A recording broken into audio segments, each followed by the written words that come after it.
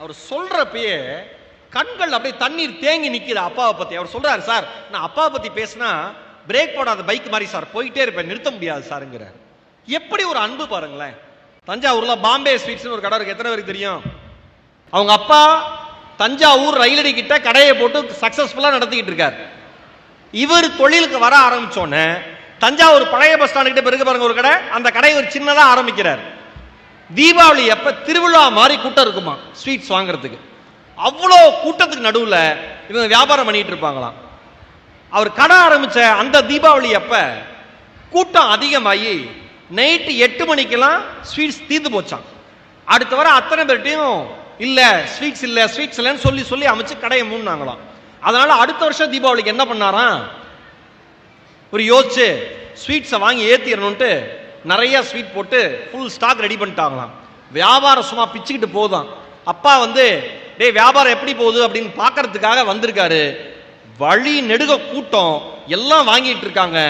அப்படியே ஒரு முறை சுத்தி பார்த்தாராம் அவங்க அப்பா. பார்த்துட்டு அவர்கிட்ட சொன்னாராம், நீ என்ன பண்ணு, கடையை மூடிட்டு வீட்டுக்கு வந்துருன்னாராம் 8 மணிக்கு. இவர் ஒரு மாதிரி அதிர்ச்சி ஆயிட்டாராம். அப்பா என்னப்பா அப்படின்னாராம்.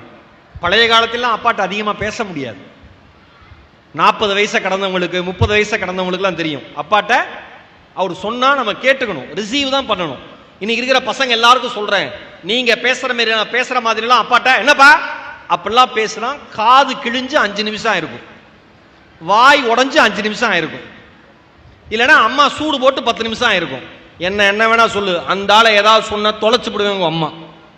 அப்படி இருந்துச்சு ஒரு காலத்துல மனைவி எல்லாம் அப்படி இருந்தாங்க, புருஷனுக்கு சப்போர்ட் பண்ணி. அப்ப புருஷனும் அப்படி இருந்தார், அது வேற விஷயம். கடையை மூட்டு வான்னு சொன்னேன்னாராம். இவருக்கு மனசு பாரமா, இவ்வளவு ஸ்வீட்ஸ் இருக்கு கடையை மூடிட்டு வான்னு சொல்றாருன்னு அப்பா சொல்ல தட்டக்கூடாது அப்படின்னு கடையை மூட்டிட்டு இவர் போயிட்டார். அவங்க பாட்டு வீட்டில் அவங்க பாட்டு வழக்கம் போல திருவிழா கோலமா தீபாவளிலாம் கொண்டாடுறாங்க. அடுத்த நாள் காலையில் போய் கடையை தர அப்படின்ட்டு இவரு கூட வந்தாராம். இவர் வர்றப்ப மார்க்கெட்ல இருக்கிற மற்ற இனிப்பு விற்கிற வியாபாரிகள் அத்தனை பேரும் அண்ணே ரொம்ப நன்றினே, அண்ணே ரொம்ப நன்றினே, நீங்க கடையை மூட்டீங்க, எங்க கடையிலாம் சேல்ஸ் நல்லா போச்சு, சூப்பர்ண்ணே, நன்றினேன்னு சொன்னாங்களாம். உடனே அப்பா சொன்னாராம், நேற்று கடையை மூட சொன்னதற்கான காரணம் இதுதான். நீ மட்டும் வாழ வேண்டும் என்று நினைத்தால் கடை வீதியில் நம் கடை ஒருபோதும் இருக்காது. எல்லோரும் வாழ வேண்டும் என்று நினைத்தால் நீயும் நன்றாக இருப்பாய், அவர்களும் நன்றாக இருப்பாய்.